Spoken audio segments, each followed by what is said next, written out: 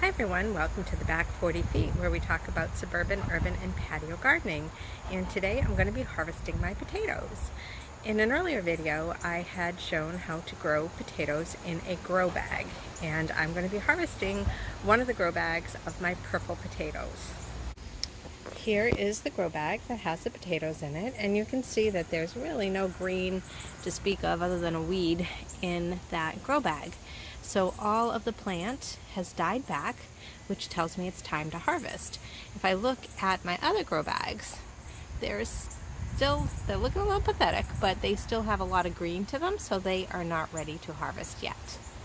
So to harvest, I'm going to be scooping these out and then sifting through to get to my potatoes. So what I have set up here is a wheelbarrow and my compost sifter screen, a couple of shovels, and then a bucket to put the ripe potatoes in.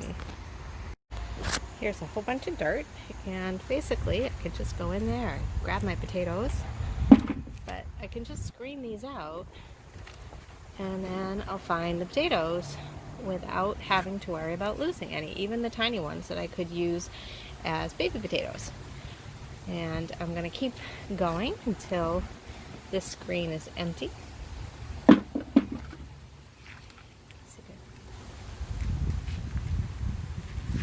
And empty the entire grow bag over time.